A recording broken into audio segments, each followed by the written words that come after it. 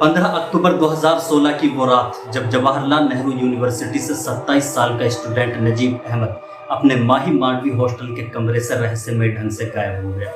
ये रात एक माँ के दिल को हमेशा के लिए छलनी कर गई। नजीब की माँ फातिमा नफीस का वो दर्द जो बदायूं से दिल्ली की सड़कों तक बिखरा, आज भी हर उस इंसान के दिल को झकझोर देता है जो उनकी आंखों में बेटे की तलाश की बुझती जलती उम्मीद देखता है।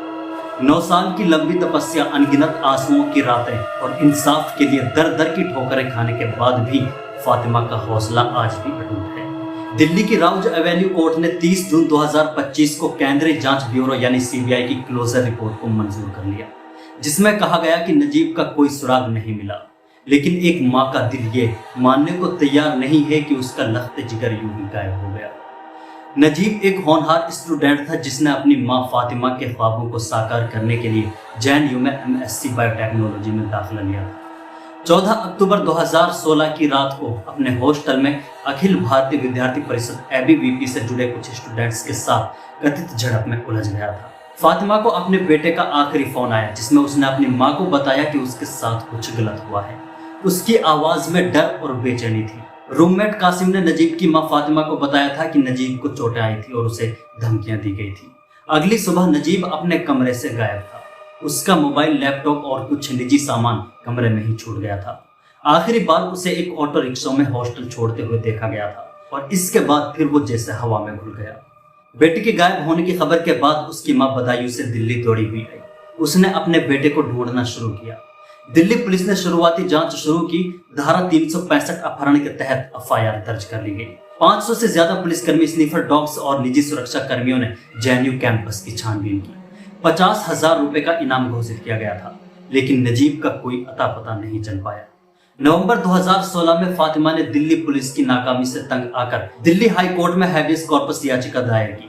मई 2017 में मामला सीबीआई को सौंप दिया गया, लेकिन 9 साल बाद सीबीआई ने भी हार मान ली है और कोर्ट ने उनकी क्लोजर रिपोर्ट को मंजूरी दे दी और फातिमा का दर्द इस तरह और गहरा हो गया। नजीब की मां ने कोर्ट के इस फैसले के बाद कहा कि मेरे नजीब को गायब हुए 9 साल से ज्यादा हो चुके हैं, लेकिन जिस लापरवाही के साथ शुरू से ही दिल्ली पुलिस और सीबीआई ने काम किया, आज उसी का नतीजा है कि अदालत ने सीबीआई की क्लोजर रिपोर्ट को मंजूर कर दिया। आज तक न दिल्ली पुलिस न सीबीआई उन एबीवीपी से ताल्लुक रखने वाले स्टूडेंट्स को गिरफ्तार कर सकी और ना ही कोई कार्रवाई की जा सकी जिन गुंडों ने मेरे बेटे के साथ मारपीट की और उसके बाद उसे गायब कर दिया। सालों तक मेरे बेटे के बारे में अफवाहें फैलाई गई, झूठ परोसे गए जो कि दिल्ली हाई कोर्ट के हुक्म के बावजूद तमाम डिजिटल और सोशल मीडिया प्लेटफॉर्म से हटाए नहीं गए। लेकिन सच्चाई यही है कि इतनी बड़ी एजेंसियां और पूरा इंसाफी निजाम आज तक ये नहीं बता सके कि मेरा नजीब कहाँ है। हर बार जब सिस्टम से कुछ उम्मीद की, जब जेएनयू के स्टूडेंट्स और मुल्क भर के तलबा ने अलग अलग शहरों में मेरे साथ आवाज उठाई, तब जाकर ये मामला जिंदा रहा। सड़कों पर लाठियां खाई, हमारे लिए आवाज उठाई गई, ये मेरा हौसला था और यही मुझे हिम्मत देता रहा। कई बार मैंने सोचा कि अब सब कुछ छोड़ दूं, लेकिन फिर दिल से आवाज आती है कि मेरा बेटा कहाँ है, मुझे मेरा बेटा चाहिए। अगर इस मामले में मुझे अपनी आखिरी सांस तक भी लड़ना पड़े तो मैं आखिरी सांस तक लड़ूंगी। मैं उम्मीद करती हूँ कि आने वाले दिनों में लोग और भी मेरे साथ जुड़ेंगे, क्योंकि नजीब सिर्फ मेरा बेटा नहीं है बल्कि उन सबका है जो इस मुल्क में इंसाफ चाहते हैं। यही आवाज मुझे जिंदा रखे हुए है और जब तक उसे इंसाफ नहीं मिलेगा मैं कभी चुप नहीं बैठूंगी। सीबीआई, जिसे देश की सबसे काबिल जांच एजेंसी कहा जाता है, उसने नजीब के मामले में अपनी नाकामयाबी का ऐसा नंगा नाच दिखाया कि यह हर भारतीय के लिए शर्मिंदगी का सबब है। 9 साल, 560 गवाहों से पूछताछ, 200 से ज्यादा दस्तावेजों की जांच, 12 शहरों के मुर्दा घरों की तलाशी और फिर भी नजीब का कोई सुराग नहीं। ये नाकामी नहीं बल्कि एक मां के विश्वास के साथ विश्वासघात है। सीबीआई ने अपनी क्लोजर रिपोर्ट में दावा किया कि उन्होंने हर संभावित पहलू की जांच की, लेकिन यह दावा खोखला है। सीबीआई की जांच में ऐसी खामियां हैं जो इसकी गंभीरता और निष्पक्षता पर सवाल उठाते हैं। पहला, 14 अक्टूबर की रात की झड़प जिसमें नजीब को चोटें आई और धमकियां दी गई थी, उसकी गहराई से जांच क्यों नहीं की गई? गवाहों ने पुष्टि की कि एबीवीपी से जुड़े छात्रों ने नजीब के साथ मारपीट की थी। फिर इन संदिग्धों को हिरासत में लेकर गहन पूछताछ क्यों नहीं की गई? सीबीआई ने जानबूझकर इन संदिग्धों को बचाने की कोशिश की, क्या राजनीतिक दबाव ने इन जांचों को दिशाहीन कर दिया? दूसरा, सीबीआई का दावा है कि नजीब ने सफदरजंग अस्पताल में इलाज से इनकार किया था। पूरी तरह ये बेतुका है। इस दावे का कोई दस्तावेजी सबूत अभी तक नहीं है, कोई मेडिकल रिकॉर्ड नहीं, कोई डॉक्टर का बयान नहीं। क्या सीबीआई को ये बुनियादी काम करना भी जरूरी नहीं लगा?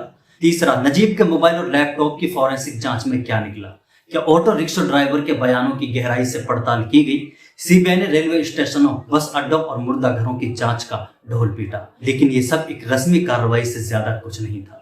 सीबीआई की यह नाकामी सिर्फ टेक्निकली नहीं बल्कि मॉरल और ह्यूमन फेलियर है।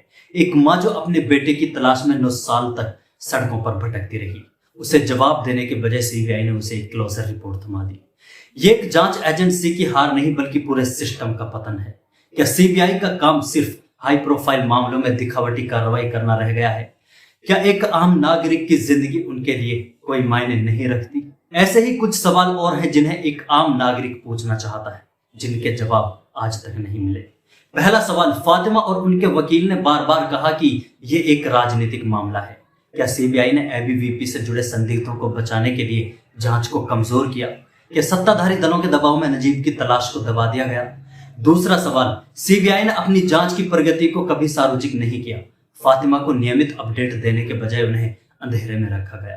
क्या ये एक जानबूझकर की गई चूक थी? तीसरा सवाल, 9 संदिग्धों की पहचान हुई लेकिन किसी को हिरासत में नहीं लिया गया। क्या सीबीआई ने इन संदिग्धों के कॉल रिकॉर्ड्स, लोकेशन डेटा और फॉरेंसिक साक्ष्यों की गहन जांच की? चौथा सवाल, जेएनयू जैसी यूनिवर्सिटी से एक स्टूडेंट का यूं गायब हो जाना कैंपस की सुरक्षा व्यवस्था पर सवाल उठाता है। क्या यूनिवर्सिटी ने अपनी जिम्मेदारी निभाई? क्या छात्र संगठनों की हिंसक गतिविधियों पर कोई लगाम लगी? पांचवा सवाल, 9 साल तक एक मां को इंसाफ के लिए भटकना पड़ा लेकिन उसे केवल निराशा मिली। क्या ये भारतीय न्याय व्यवस्था का अपमान नहीं है? क्या गुमशुदगी के मामलों के लिए एक विशेष जांच ढांचा नहीं बनना चाहिए? फातिमा नफीस का दर्द उस मां का दर्द है जिसने अपने बच्चे को खोया है। उनकी आंखों में बेटे की तलाश की लौ आज भी चल रही है। वो कहती हैं कि निचली अदालत ने दरवाजा बंद कर दिया लेकिन हाई कोर्ट और सुप्रीम कोर्ट के दरवाजे आज भी खुले हैं। मैं थकी नहीं हूं, मायूस नहीं हूं। मुझे यकीन है मेरा नजीब एक दिन जरूर लौटेगा। उनकी ये जिद, ये हौसला और ये हिम्मत समाज के लिए एक मिसाल है। फातिमा अकेली नहीं है, उनके साथ छात्र संगठन, मानव अधिकार कार्यकर्ता और हर वो शख्स है जो इंसाफ की इस जंग में उनके साथ कंधे से कंधे मिलाकर खड़ा है। बाकी नजीब से जुड़े इस पूरे मामले पर आप भी अगर कुछ कहना चाहते हैं तो कमेंट बॉक्स में जरूर लिखें। अल्लाह हाफिज।